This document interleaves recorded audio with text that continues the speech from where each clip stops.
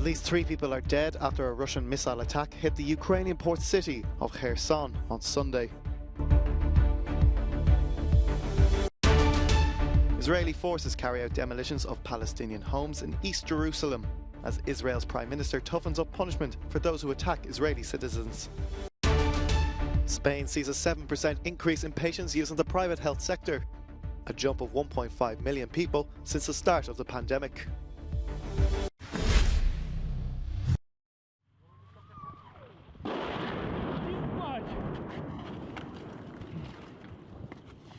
The Ukrainian port city of Kherson came under sustained Russian shelling on Sunday.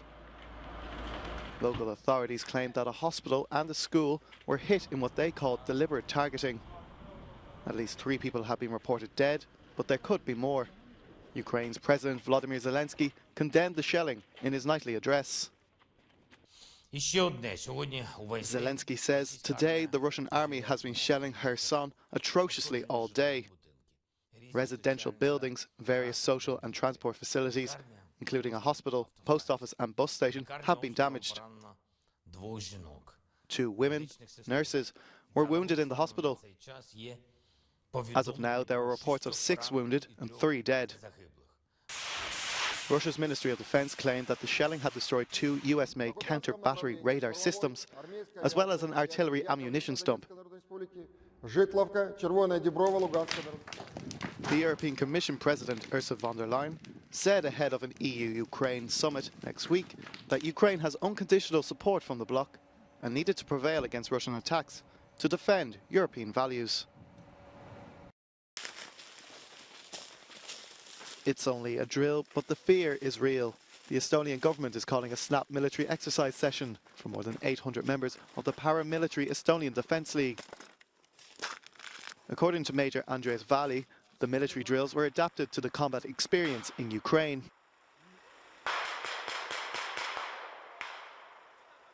Based on the lessons of the Ukrainian war, we use more small unit tactics and we exercise dispersed combat operations on terrain with the emphasis on the usage of anti-tank systems, so that there wouldn't be only the anti-tank units, but also infantry personnel who would be able to use the anti-tank weapon system. The primary objective of the exercises are to test the National Defence chain of command and its rapid response structure in achieving combat readiness. Estonia relies on reservists to make up its army. This is why it organises regular peacetime exercises in order to maintain and boost the ability of the reserve structure to react in a timely fashion. US Secretary of State Antony Blinken is due to arrive in Jerusalem on Monday as part of a 3-day visit in the Middle East. His visit comes amid heightened tensions after Israeli soldiers sealed off the family home of a 21-year-old Palestinian who killed 7 people near a synagogue in East Jerusalem on Friday. Prime Minister Benjamin Netanyahu has announced a series of punishments against Palestinian attackers, including revoking the rights to social security of the families of terrorists that support terrorism. Netanyahu says we are expanding and speeding up the issuing of gun licenses for thousands of Israeli citizens, and that includes emergency services. He added, we are not seeking an escalation, but are prepared for any possibility. Our answer to terror is a firm hand and a powerful, fast and precise reaction. More Palestinian homes have been flattened in East Jerusalem. Israel claims that the demolitions of the family homes of Palestinians have a deterrent effect, but critics have denounced it as collective punishment and leaving families homeless.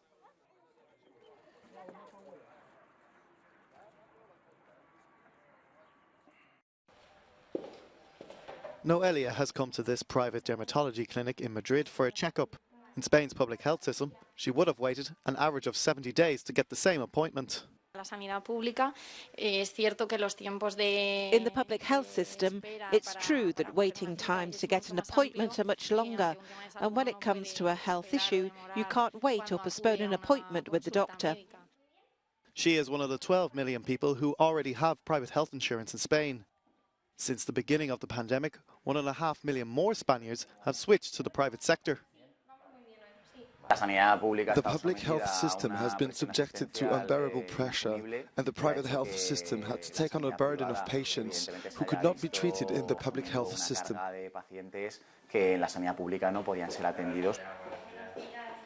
3 years on, the health system is still trying to recover from the effects of the pandemic. More than 700,000 people are still waiting for surgery, and on average will wait 113 days to be taken care of. The delay for a consultation in private centres like this one used to be less than 2 weeks, but the deterioration of the public health system has also increased waiting times in some specialist and private health centres. Spaniards spent a record high amount on health insurance last year, up by 7% to a total of 10.5 billion euros. We don't have to be afraid of the fact that the private health sector is growing. What we should be worried about is that people don't want to go to the public sector. We in the private health sector are also interested in ensuring that the public health sector works as well as possible, because the model we have is not designed to make private health an alternative, but rather a complement. That sentiment is shared by nearly all Spaniards. To save a healthcare model that continues a fundamental pillar of the welfare state.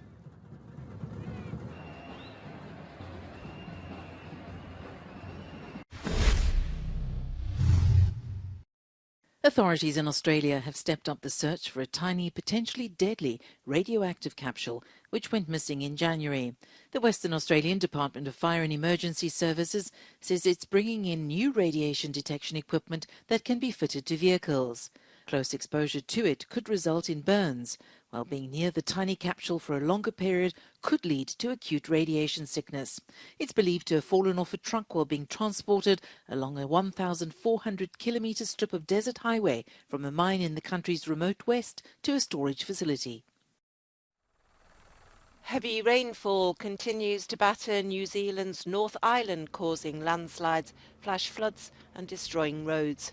Homes have been inundated, and Auckland, which is New Zealand's largest city of 1.6 million people, remains under a state of emergency.